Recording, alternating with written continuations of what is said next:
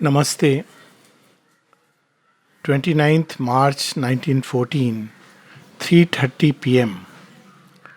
Something transpired in that one moment, which was a moment of eternity. There is a line in Savitri where Aurobindo speaks about a particular moment. Of course, that moment is described when Satyavan is carried by death and Savitri with a sudden, violent upsurge of the divine will. She holds him like a white pearl in eternity. And then he describes it as a deathless moment, as if love's deathless moment had been found. So, something similar, but on a different level altogether. It was a deathless moment in which the seeds of a new world were cast. That's how I look at it. And all these subsequent events have been to how to bring that seed out. So, if we really look at the period before 1914, it's classically the old world order, which we may as well say was a disorder hardening into law. And in this old world order, which was apparently governed by reason, the cycle of reason had started way back from Socrates, the entire European Renaissance with Voltaire and many of these people around, let's say, 1700. Its hub was France, the old world Renaissance, where reason took the supremacy. And in that world, things were organized the way reason understood. And the way reason understood things is well epitomized when this old world order was beginning to break in the famous comment that Churchill made. You know, he said that, well, India is going in the hands of, India is not ready for independence because it will be in the hands of hooligans and all kinds of unspeakables. Impersonally and rationally, he was not wrong. But he didn't know that there is a turn that is taking place around that time. Aurobindo also foresaw it in 1930s. He wrote in a letter to Nirodha that India's independence, all that is decided, but I am wondering with what India will do with its freedom. Bolshevism, Gunda Raj, things look ominous. In other words, if we see, there was a state of anarchy, and out of that state of anarchy, a new world order was going to emerge. This is true of each moment when a new world order or a new cycle of time is going to emerge, that there is an anarchy when the old order is broken and a new world order begins to emerge, or is yet not in the sight, but a kind of state of chaos, confusion, through which world has to pass at a to take a little sidetrack, but something which connects with all of us. This happens even in individual life. So the first anarchic moment when we can recreate our world is at 20 approximately. We don't stick with the age. So at 20 there is adolescent turmoil when we can rebuild our world. We are no more our papa's child or mama's child, and we need to discover who we are. The second comes at 40. So in 40 is we have lived life according to a certain way of life. Now we can rethink, recalibrate, reorient. See, this is what was enshrined in the Indian thought of the four ashramas. So you have the brahmacharya, then the grahast, now the vanprasthashram. Then the third comes at 60. So they are like the four seasons of life. So you go through the spring, summer, rains. 40 to 60 is a purification process. So much is brought out which is ugly, dark, and it has to go through a whole process of purification. And then finally, we see that 80, when all is cleansed, and autumn, when the entire consciousness is withdrawn within for a new creation. So something very similar happens. Every time there is the Leela of the Avatar, we see this happening. When Ram came, we see this happening. You know, the whole old world order was what? Rakshas are there, Asuras, and then there was the Kishkinda, and there was a rudiment of a human civilization. But the world was still governed by a certain kind of order, which may use the word law. So the subject, law and liberty. So law is basically a method by which we try to organize a society. Liberty is the need of an individual. Because, as they say, freedom is a birthright, freedom is an attribute of the divine. He builds in freedom. That's why he builds it so beautifully. Just the example we saw in that, yeah, just now in this garden. So, little conversation which followed, and Rajan Bhai was asked that, this garden has come up so beautifully, and he says that no, he was not satisfied. He said, we have done nothing for it. I hope I am quoting correctly, more or less. But you see, that's the beauty, that when you don't much interfere, nature has its own ways of bringing out things. So there is a kind of order which we see in the time of Ram. There is the Asuric civilization, there is the animal. Vanara is not animal. The other day we were reading about it. Vanara, Sri Aurobindo describes in records of yoga, is a human with an ape-like nature.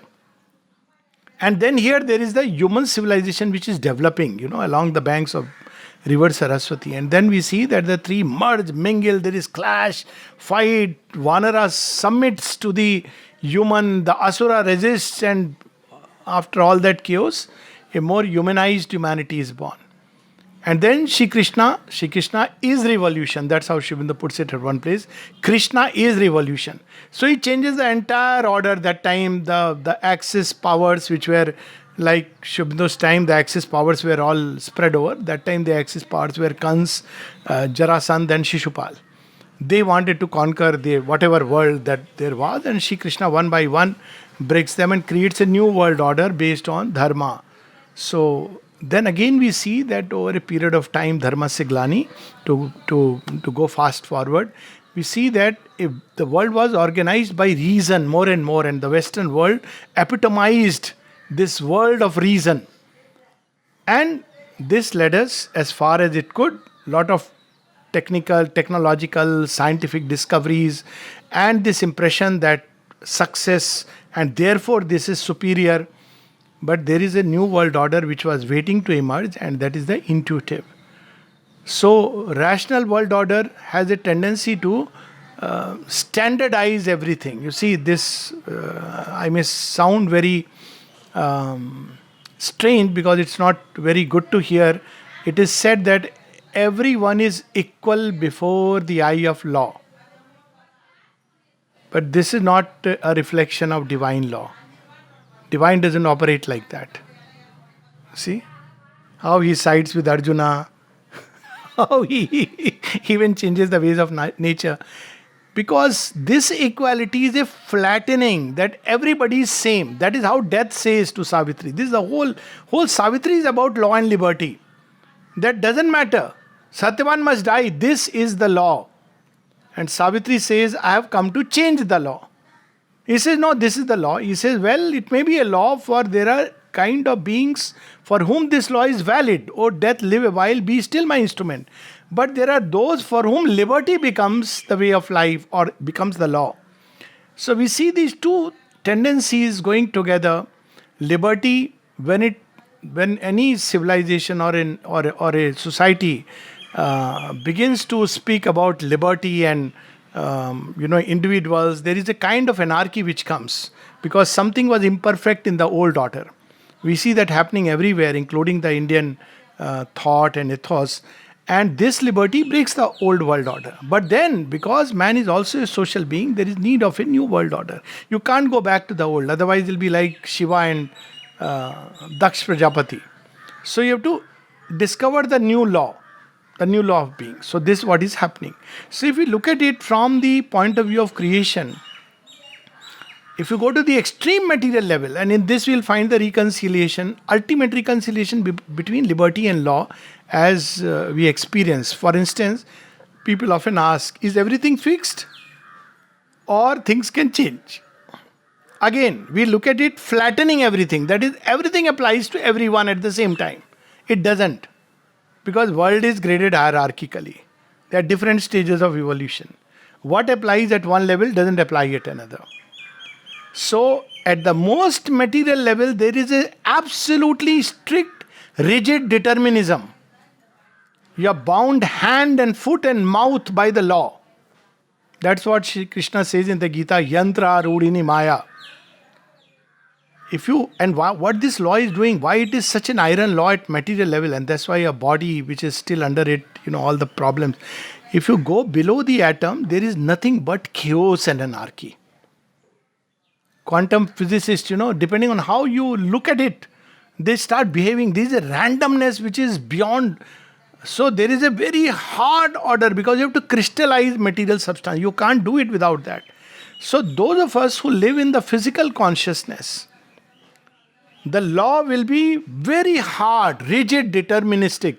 That's what Aurobindo says, that why does God hammer this world in such a fierce way? He says because it is still like iron, raw iron. But when mankind becomes more noble, more supple, then he will change his ways. If it is rock-like, it is hammered. When mankind becomes more supple, like plastic clay, he changes the ways. So this is exactly at the level of material determinism. There is no freedom, or there is some freedom in the sense that to an extent the electron and there is some kind of semblance of freedom. But there is a complete, and if we are submerged in the material consciousness, that's why all yogis remind us, don't be so attached to this materialistic consciousness because you will be bound by the law. That's what in Savitri says, that my love is not just a physical attraction, it's not just a heart charm, because then you are bound by the law. Death will be certain. And that's why for material body till now death has been certain, because that's how it is. It's unconscious, bound by the law. But the first change, cry for liberty, we see with life. So when life emerges out of matter, just imagine, what does it do? We often speak of algae and probiotic. No, it gives so many varieties of elements, the periodic table. It is the cry of life, wanting to have variety. Why does these so many elements emerge? It's crying, I want to be different, but then it cannot. And then finally life emerges and we see such a variety, right up to the birds flying into the sky. So there is immense variety. And for each group, there is a kind of law of the species within which it's like a magic circle. Imagine if any of these creatures breaches the law. If snakes start taking a fancy to human homes, or tigers start roaming out of the wild, they say, Navli homes, air condition is there. What will be our state? And of course, vice versa. So we see that in the animal world, life breaks the law. There is a cry for liberty, but then nature creates a more flexible law. So at animal level, determinism is not strictly strict and rigid. Already we see a difference. Animals know, for example, how to heal their bodies. A new element has come. And then we come to the mind. Now with the coming of the mind, there is another kind of anarchy. There is a need for freedom. This is what we see. Nowadays we are talking about intellectual freedom. This much we understand as mental beings now, that vital freedom is no more acceptable. Vital freedom is the law of the jungle. That's where Rama changed the way. Law of the jungle was, might is right. This is what Vali tells Rama, that why have you killed me? You are supposed to be the guardian of dharma. Where did I go wrong? So that's the law that time. If you are strong, you win. And nature has given you strength. If you look at the logic of it, nature has given you strength. It has equipped you like this. So what's wrong in my exercising my strength to expand my empire? So Ram brings the temperance, moderation, a more balanced sattvic outlook, a more rational outlook, a higher buddhi, so to say. So human beings become human when they subdue the vital animal with the help of reason. That's what is the hallmark of humanity. That's where morality, ethics, everything comes into play. So in that morality, there is all kinds of things which are, which create, each age has its own morality, but we all know that how inadequate it is. The most moral societies become the most corrupt. Why? Because it breeds hypocrisy. It's not consistent with human nature. Whereas when we look at India, it always understood this. So it had a very large liberal way of life. The only place where, truly speaking, this is a lesson people should learn, that India is the only land which nurtured and developed diversity. People say how caste system is a proof of diversity. It accepted different grades of humanity. It didn't flatten them. And said for each a different law applies. This is something very different. So it was not based on religion that you have another code, and no. If a person was submerged more and more in the physical consciousness, the law and the rules were different. If you go to Manusmriti the other day, I was speaking about it. Maximum rules and regulations are for Brahmins. It's unfortunately spoken of as Brahminism. But Brahmins had a tough time. The Brahmins couldn't ask money. They had to live on. The society should understand that they are busy doing tapasya, so somebody had to maintain them. Then with the Kshatriyas. But for Vaishya and Shudra, you'll find hardly any rules or regulations or laws. But the Kshatriyas were meant to take care of the lawlessness that may prevail. So it was a very interesting system which allowed each group and each section to follow their own natural swadharma, showed them a path, and yet there was a hierarchy of laws, and those who were highest in the hierarchy were those who had to render the law. See, today it's so different. You can become judge simply because you have cleared an exam. You may be the North Korean president, but you have a right to learn about nukes. This is how reason operates. It tries to bring standardized perfection, which is a non-starter. Because the world is diverse, it enjoys its diversity. Whereas in ancient times, who could be the king? There are such things, it's unimaginable. You had to represent Vishnu, and later on when kings stopped doing it, they were thrown away by, of course we know Chanakya, but much earlier Shri Krishna himself, when they deviated from this truth.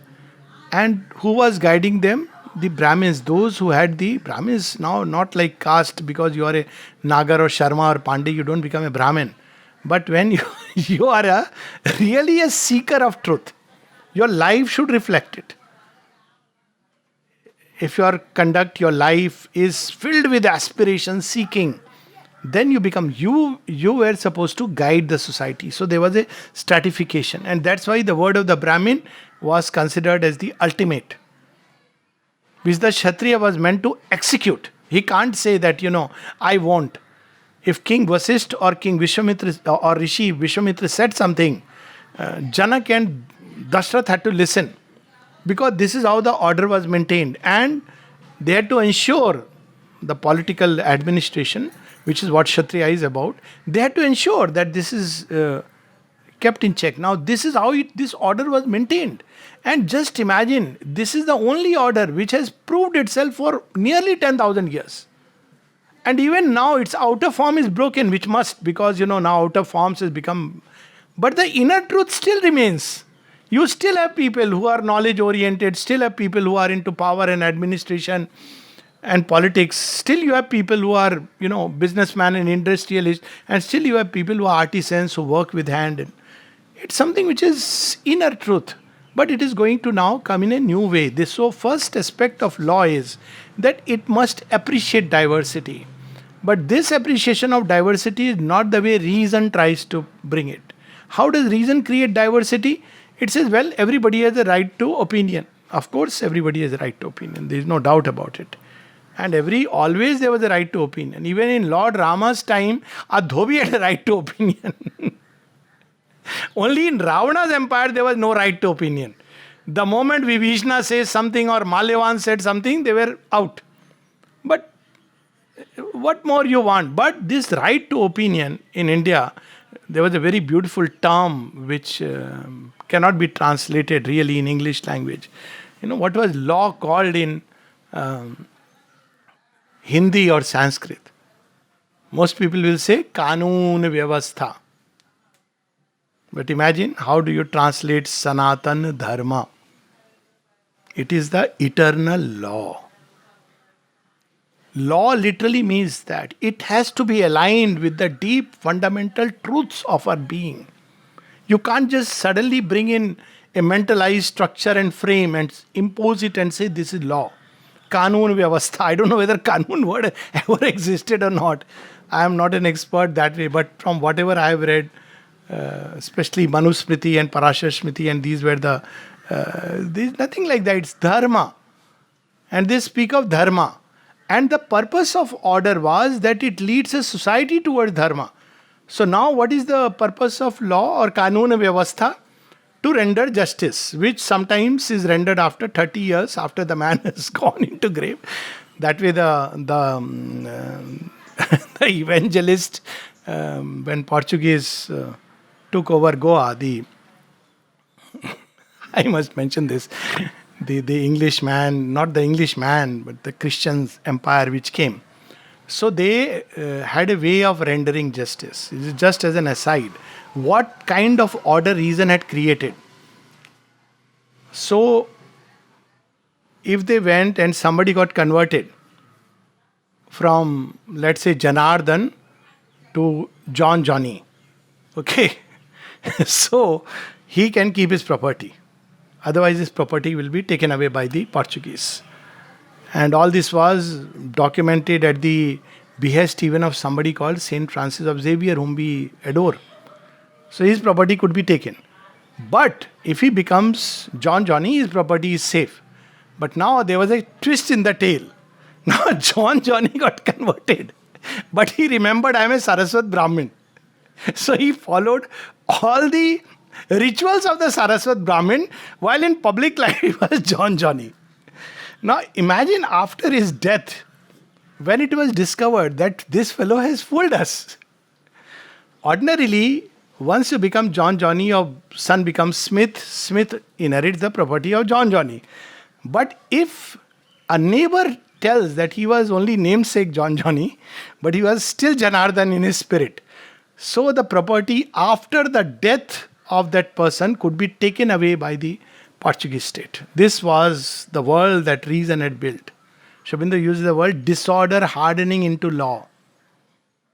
Why? Because a rational world had built a success story. You see, this is an unfortunate thing in this world. As they say, nothing succeeds than success. If you are successful, if you are a conqueror, you are right always. So this is how law started getting imposed, and it started becoming a kind of disorder. Because human consciousness is still that animal. As I said, this doesn't work out. Still it went as far as it could go. And now we see another transition which is taking place. So in a rational world order, dharma, goal, ultimate goals were not there. Why you should have justice to render law is to render justice. And I have just given an example of what justice could mean. It could mean different things depending on how you really understand justice. For instance, if you look at the ancient scriptures in Sanatana Dharma, so what was the basis of origin of Dharma, law? So they said there is fourfold. One is the Vedas. Second is those who have attained to a high degree of realization walking on the path of Dharma, who are well versed in the Vedas. Then the acharan of the holy people. And finally, your own deeper intuitive sense. So interesting. They had catered for liberty. True liberty is only when we really consult something very deep within us, like an intuitive sense, which is what we see awakening in mankind. So now this old structure is breaking. So there is bound to be a kind of anarchy which is going to take place. Because whenever the old structure has to break, there will be anarchy. So there were the wars which broke the larger world order. Now there are individual groups. We know all that story we know from the 60s. We want no education. From there to a complete breakdown of all political systems, total anarchy. And sometimes people are very afraid of it and they want to somehow crush it. It doesn't work like that. Or they go back to the old way. The old way is let's sit and discuss. It won't work like that. Because it's not a repeat or rehash of the rational world order. So what are we going to do? Reason fails us. Two people, very rational people, sitting together and discussing things, what comes out you can see on the television debates. I mean, not the paid ones, otherwise on the debates. At the end, they will say, we agree to disagree, which is okay, but how do you then execute something? You can agree to disagree as far as your personal life is concerned or idea is concerned, but in execution, how do you execute when you agree to disagree? Or when you take the system of democracy. Democracy is a failed thing. Shobindo saw it. There is a very interesting experience of the mother where she sees Shobindo playing with a ball. Just imagine Shobindo playing with the ball. And then he tells the mother, this has become worn out. Can you get me a new one? So touching, many of those. This 1960s. And the mother says, yes, the time has come to get you a new ball. And she says, the old ball is democracy. So it won't work out. We may try whatever we may do, it is going to break down because it's neither consistent with the inner dharma truth of things. At the same time, we don't know what is the new world order which is going to emerge. Of course, the ultimate one we know. Shobindo says that in the beginning there is anarchy, in the end there is a divine anarchy. That's where Swami Vivekananda said when every human being will have his own religion or way of life, law of being, then you can know that the mankind is ready. That will be the ultimate state. And to an extent, you see, Shobindo and the mother, they kept it like this. That's why in the ashram there is so much freedom. There is nothing which is, you can say, as a hard and fixed rule. The only rule, if at all, is there, is turn to the mother, open to the mother, live always as if the mother is looking at you, to be centered around the mother, if you want to put it as a rule. But that's largely an inner rule. You bear the consequences if you don't do that. And if you, for the rest of your life, it will undergo what it has to undergo if you keep this central rule in place. That's what is known as the golden rule.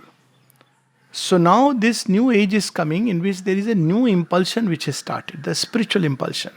And it's first, we can see that it's declaring itself in number of ways. One is the cry for freedom. Spiritual life is about freedom. But as I said, just as this pole, there is complete, as mother says, from head to foot you are bound by chains if you are in matter. From head to foot you are completely free at the other pole, which is spirit. That is the interesting part. There cannot be liberty and freedom unless we have become one with the spirit. And the mother speaks about it very interestingly. She says, my child, the only freedom truly possible is in union with the Lord. There is no other freedom. But the mind's cry for freedom is that I have my rights. I will do what I feel like, whatever seems rational to me. Not realizing that that age is gone. So that's not going to work. We may stretch it and drag it. So then what is the way forward? Because if that is not going to work, we can't also have the rule of the jungle. Sanatan dharmas, those external forms are gone, but the inner truth is always intact. How are we going to discover the new law? And the mother gave something very interesting. The only word she herself says, there is no equivalent in any language. She again says that the only way I can explain how each one should discover and connect with what the divine wants you to do. She says there is only one word which is the most perfect, and she uses the word dharma. In the entire conversation you will find of the mother, this is the only place where she says. So each one has to discover his own dharma, swadharma. Focus should be now on that, rather than creating a standardized perfection. So where do we begin? We have to start with education systems. Right now human beings are completely through and through still molded by the rational mold. What is the swadharma of each one? And according to the swadharma, each has its place. For example, in a typical democracy, it is LCM, least common multiple. You have 700 people or 7,000 people and everybody comes, and we all know. It means whatever is the maximum tendency. And sometimes you feel, you remember one of the predictions I read today in one of the Odia, what is that Bhavishya scripture in Odisha? I'm forgetting the name. It speaks about the Bhavishya. And it says, when Kali Yuga will end, so you'll be happy to know. He says, when a king in India will come for first for 3 days, then 13 days, then for 3 or 4 years, then you should know that Kali Yuga will end. We all know who that king of India was. Malika, that's right. Thank you. Say that again. When will Kali Yuga come? Say. End. So it says Kali Yuga will end when a king in India will rule first for 13 days and then for 3 years, over 3 years. That is the time when Kali Yuga will end. So that king was very evidently Atal Bihari Vajpayee if you try to, put it into perspective. So if you look at even the turn of the century was an interesting transition. Right at the beginning it shows the foolishness of democracy. You look at that event. I remember it. It's not about BJP or Congress, that's not relevant. People cried. Why they cried? Because they could see.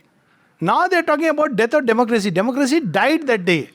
When a person who was duly elected, everybody loved him and wanted, who could have taken India into a new age, the man who is credited with the creation of the atom bomb and many such things, he was just thrown out because that's how democracy operates. It died that day. It's like the day Abhimanyu died, the rules of the game were changed. You can't go by the rules of the game. So it died. Now we are only putting the last nail in the coffin. That's it. So, what has to come? Now, this is where we have entered into the subjective age, where children want to explore, they want freedom, they want more space, they want to discover themselves. So, individually, we have to allow that. This is the new age. You just can't help it. You can't suppress things by a forced external order. That won't work. Equally, rational way of organizing society won't work. Both are gone. So the new is the subjective age which will open the doors to a spiritual age. This is a dangerous passage. Aurobindo has said the subjective age is not going to be easy because we will mistake the vital for the true self, we will mistake the mind for the true self, till we eventually, like Indra and Virochana's story, discover that the soul is the truth within us. But this has to be allowed because otherwise we all believed in soul in India. But all died, cried, not died when somebody died. Oh, bichara chala gaya. I have always wondered. We believe in rebirth. Why do we cry? Why do we weep? Because if you really believe that there is a soul and in rebirth, and most people in the Indian subcontinent believe, why should you really cry? Okay, emotions are attached, sentiments are attached, but very soon you will emerge back. He is on the onward journey. Rationally, you will know it. So this has to go now. It's an age when belief and belief systems are gone, and we have to discover that inside. How are we going to do it in a collective life? So there are several ways. It can't be done by, as I said, rational democratic process, nor can it be done by suppressing forcefully. So the third way which has to be done, one at the micro level, change education so that more and more it incorporates self-discovery like the ancient days, and not once again how many marks the person got. Now this is happening already. This shift is taking place. It will take time, but the shift has started. And collectively, to once again understand that this society or any society, it is arranged hierarchically because of the evolutionary impulsion. Evolution means hierarchy. We may not like it. It exists. In nature, it exists. Can you tell, mouse and an elephant that basically both of you are equal? Mouse will say, sir, keep this knowledge to yourself. So individually, the education system and the society must be organized in a wide and plastic way. In fact, the word Mother has said is that institutions must become wide and plastic. So the age of institutions is over because institutions were very much built by reason. Standard classrooms, standard marks. This will not work out. Wideness and suppleness, see, Mother has used such words. She has used the word free progress. And when she was asked what is free progress, she said, progress guided by your soul. What is the equivalent word in Hindi? Swadharma. Progress guided by your soul. And the same thing will apply as we move towards the collective organization of society. Society exists in a stratified way. It exists because there is an evolutionary hierarchy.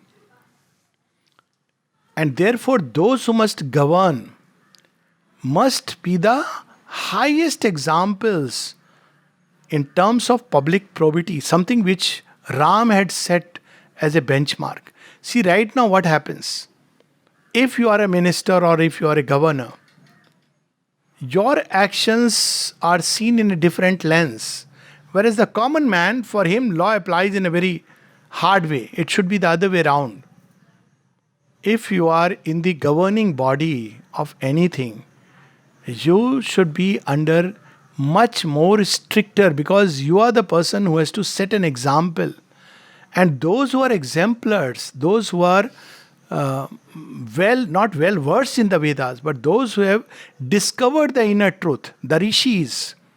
The rishis has nothing to do with wearing a dhoti and putting a tripund. Obviously, we know that all those vermilion, caste mark, janai, all that is broken, thankfully. But those who have awakened to the truth, there will be few people. But it is that word which should be counted more than just because reason has picked up certain people as representative. We can talk even about Auroville. How do we have the governing council? It's not based on those who are inwardly developed and have the seer vision, or at least some kind of a deep grounding. So you see, this is bound to create a difficult situation. It is going to create more and more anarchy. So the whole thing has to change. People who are deep into it. And in our context, we are very fortunate because we have ultimately the mother and Sri Aurobindo at the... But there are societies in which it will develop in different ways. Many communes are going to develop. That will be the way. Like olden time, there was the village. So in Sanatana Dharma, you have three dispensations of law. One was the king. He's the ultimate, Supreme Court. But there were communities that decided. And Sri Aurobindo spoke very positively about it. The empowerment of the villages. So there, because they know the local issues, they know the person, they know this fellow is a scoundrel. They know it very well. Supreme Court doesn't know. So when you go to the Supreme Court, he goes by evidences. And who will give evidence against a scoundrel? They are afraid of being killed. But in the village, they know. So it used to be village panchayat. Now we can't go back to a village panchayat. But we certainly can have a system wherein in each commune, because the world is going to come up through a coming together of various communes in a larger nation unit where there would be more and more autonomous structure, which is different from self-determination. More autonomy, which will allow diversity to flourish. There is no other way you can allow diversity to flourish, but more and more at every level there should be this kind of a natural free grouping where individuals who have proved, that's how it used to be, no? In village panchayat, who was the one? And you see some of them had such a great nobility. I mean, I know stories even in Jammu Kashmir, because they were the leaders, they were ready to die than do something which is injustice. Later on, of course, many things happen. So we have to discover, have a system, if system there can be of such things. So in our context, we are very fortunate. So in our context, the hierarchy will be, of course, the mother and Sri Aurobindo. And things which are in that light, because she has, we are very fortunate to have that kind of vision. So the word of the Rishi is the topmost. Reason cannot transcend the word of the Rishi. To put it in this way. But again, the word of the Rishi should not be formulated in a very rigid way. It is not something very external way, because then you will end up doing the same mistake. That is what happened. The word of the Rishi has to be received with all the suppleness, humility, wideness of the human consciousness, and then it has to be implemented. This is what I believe the change is taking place now, more and more. If I see the trends, and this is what is going to happen in the future. People who are going to lead, they will be those, and this is Sri Aurobindo's prediction. So it will happen, this alignment will happen. It says the individuals who will lead toward the greater spiritual age will have only, the only faith they will have is in the spiritual conversion and evolution. They will be relatively indifferent to particular beliefs. They won't care about that. Okay, you believe in this, that. It's a early stage of. They will understand that, well, belief systems are all mind constructed formulas, but they will believe thoroughly in the spiritual conversion. So, meaning thereby there is a stratification now. A new thing has emerged. One is a humanity which is not bothered, steep into the, bound by the iron chains.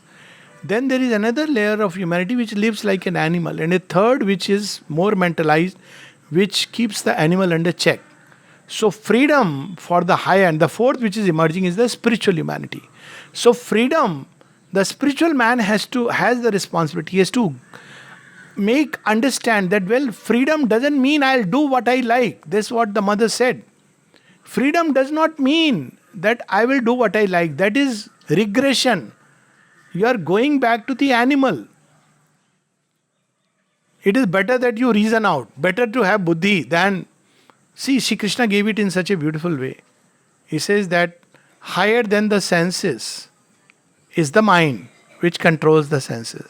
Higher than the mind is the buddhi, which gives direction to the mind. So you have those senses, then the rein around the horses, which is the mind, and then the buddhi, which holds the rein. And he says, higher than the buddhi is the great self. This is the hierarchy. And this is what is going to come automatically. There will be individuals which nature will place at the apex. It will favor them. See, this is the beauty of evolution. It will automatically favor those individuals who are more and more awakening to the inner spiritual sense. See what has happened last 50 years or 20, 30 years, I think. Especially 20 years. The market is a wrong word, but maybe the space, cyberspace and everything, is flooded with some kind of a spiritual aspiration, spiritual teaching from every side. Why this has happened? Who has done it? Frankly speaking, nobody has done it. It has happened because there is a need in the individuals for a new consciousness, and there are those who, we are not discussing how well or how good or bad, but there is a kind of awakened interest in the spiritual conversion of mankind.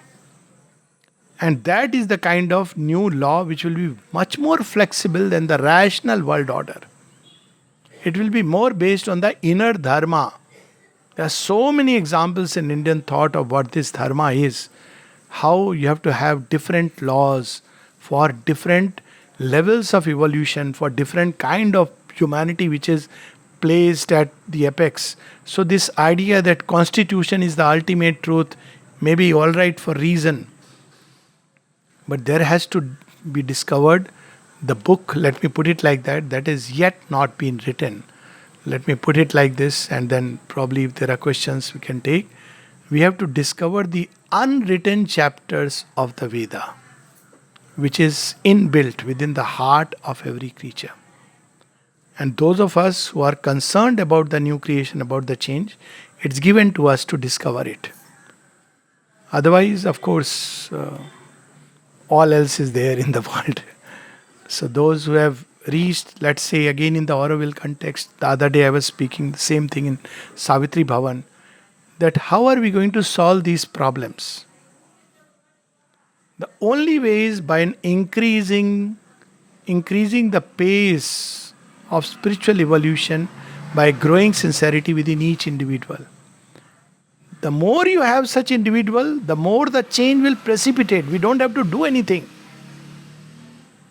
When the ethos changes, why did the mighty Indian civilization fall? When this, see, there were ashramas earlier.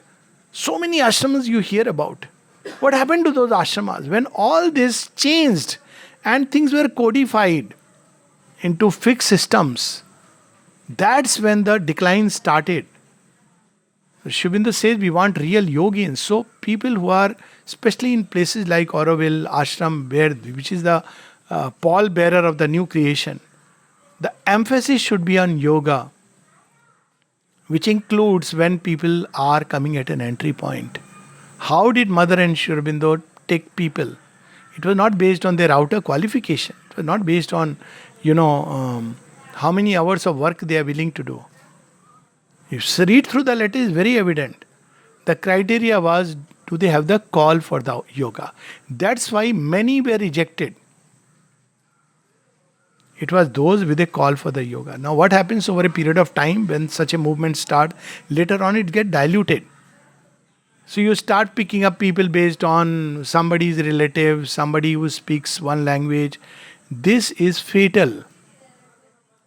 So we have to once again get back to this truth that engage with each individual must engage more and more with the yoga, cultivate the fire of yoga, create group lives through study circles and where there is a constant reignition of this fire, and slowly we will see that automatically the shift will take place, that the divine has his ways which are beyond that.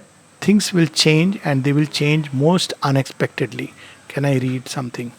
I'll just read a passage from Savitri which indicate this. It comes at the end of Kingdoms and Godheads of the Little Mind.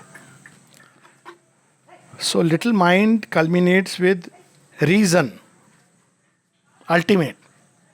And Sri Aurobindo has foreseen its end. Now we are entering into an intuitive curve. We have already entered. Law but a clockwork habit of blind force. This reason utmost. Ideals, ethics, systems had no base. That's why it breaks down.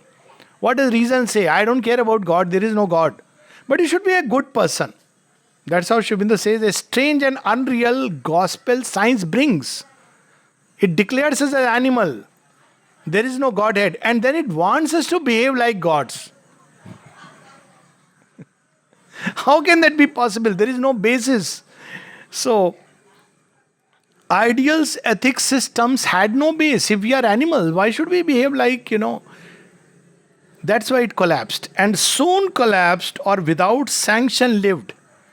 That's why people start questioning, what is the point of honesty? I see this happening, that happening. But there is no basis. Honesty strengthens your inner being. It has nothing to do with getting your rewards. So, but this is not inbuilt. All grew a chaos, a heave, and clash and strife. Ideas warring and fears leaped upon life. A hard compression held down anarchy. And liberty was only a phantom's name. Countries which most speak about liberty in the name of, they swear by reason. You see what happens to liberty there. And I don't want to take names. The Statue of Liberty is in a country which doesn't mind decimating another nation just because of dollars and petrol. These are facts, hard facts. But we stand for liberty. Why? Because you have built a civilization where God is outcast. It's there on the note to please a certain group. But he's outcast. So an average person grows up with this idea that, whether he is or he is not, doesn't matter. We have to create an order.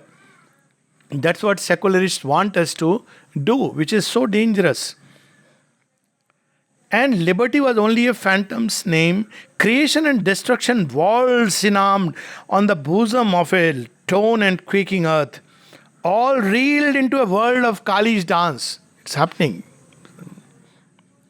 Thus tumbled, sinking, sprawling in the void, clutching for props, a soil on which to stand, she only saw a thin atomic vase. So now you will see what will be the last attempted master stroke which will fail. No. Reason can still make your life wonderful.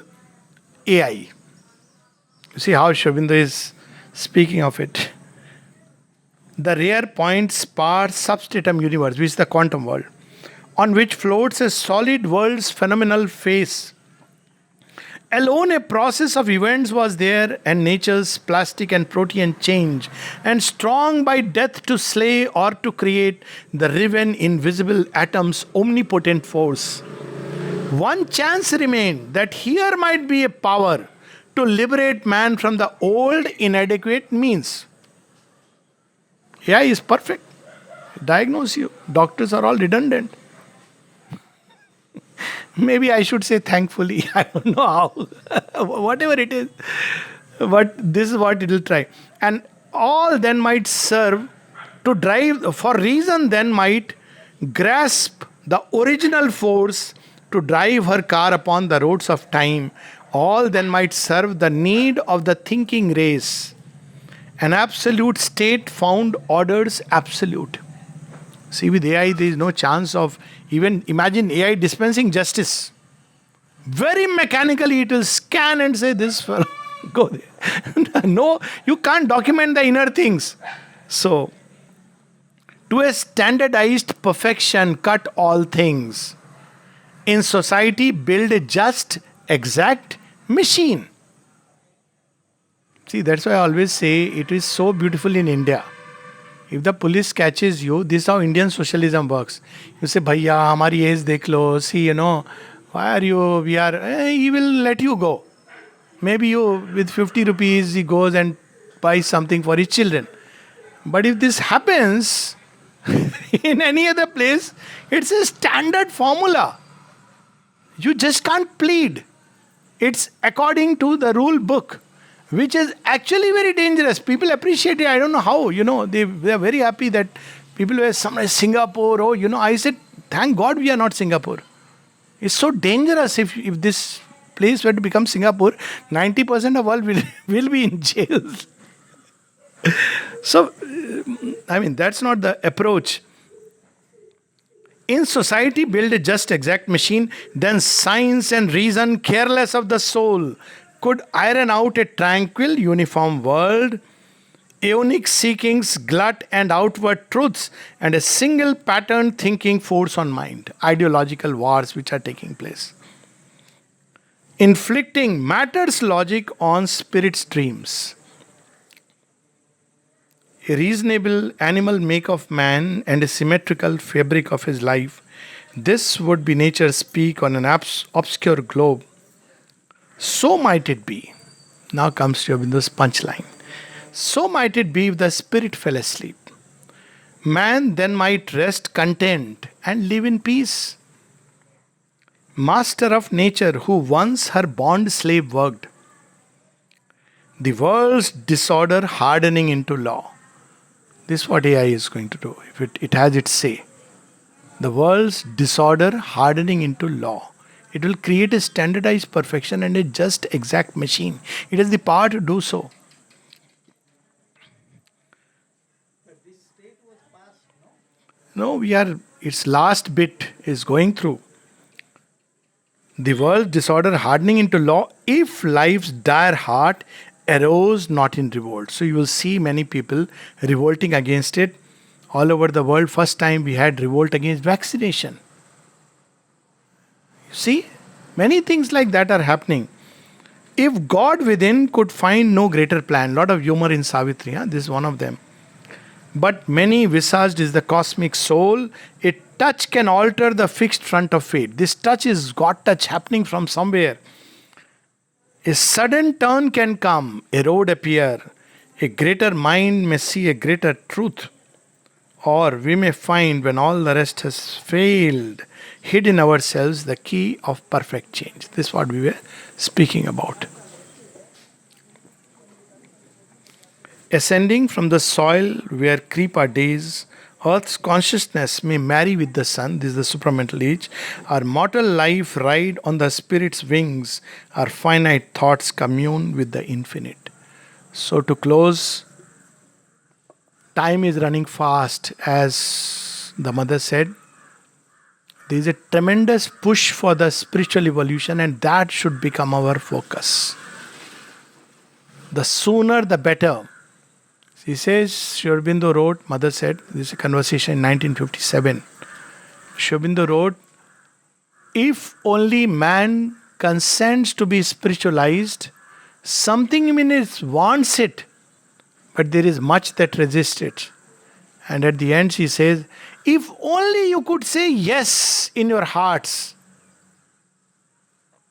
And then she says, toward the end of that long conversation, Aurobindo says, she first takes up this aphorism at the end. She says, Aurobindo said, if only man could consent to be spiritualized, and then he says, and I add, time presses. Thank you.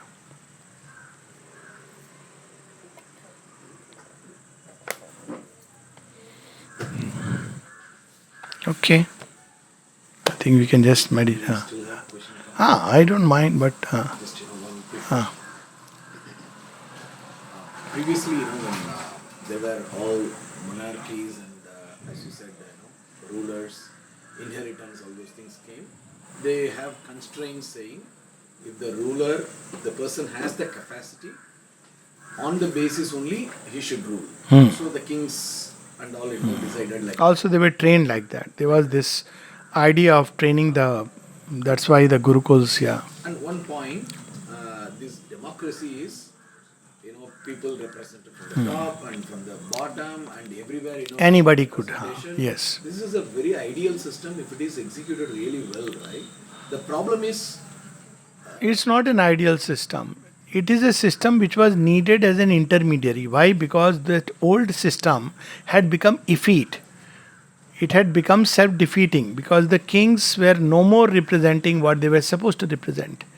The Brahmins were no more Brahmins except for paying lip service. So the rational order came and broke religion. That's what has happened. See, this system was based on religion. Everywhere it was like that. So reason came and broke religion. But reason created democracy. And so what is this hierarchy and all? Everybody is same. It's not an ideal system, frankly speaking. Then Aurobindo says that beautifully in a vision of science that as religion is passing away and science and reason as the peak, she is passing. But she is reminding that there is a third revolution which is going to come, a third angel which is going to come. And he says, why you won't succeed? Because all questions thou mayest answer, but one day her question shall await thee that reply. Her question is the sphinx that waits for thee beside the way. Her question thou must answer, for they who cannot die, she slays them and their mangled bodies lie upon the highways of eternity. Therefore, if thou wouldst live, answer first this one thing. Who art thou in this dungeon laboring? What is the answer that democracy gives? Take an opinion poll of, let's say, a sample size of 1,000 people. 99 will say, 90 will say, there is no God. Maybe it's a belief system. I don't know. It's good to believe in God. It helps you. That's what they will say. They don't know. There's hardly any seeker. So it's bound to fail. It was never meant to be it is an interim government. That's all. Democracy and reason is an interim government needed to tame the complete animal thing, and because the old system had broken down, it lost its truth. That's no doubt about it. So it had to break. By no means I'm suggesting that the caste system and all that should come. It's gone. But this is not going to replace. That's why you see in the West, failure of democracy is becoming more and more evident. The very same thought which welcomed everybody, all are same, equal. Now you are facing a problem. Isn't it? So democracy is not an ideal system, but it was needed. Its days are numbered, rather it's over. But what is going to come, that's what Mother and Aurobindo have foreseen. It's still a long way. Can only come if there is a spiritualization of mankind. It cannot come if we live in the mind. So the urgency of discovering the psychic being, the urgency of opening to higher planes, if we don't do it, there is the collapse. Because reason and religion cannot handle.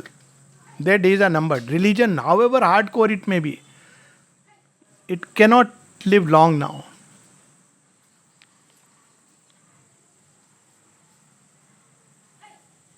Okay? Thank you so much.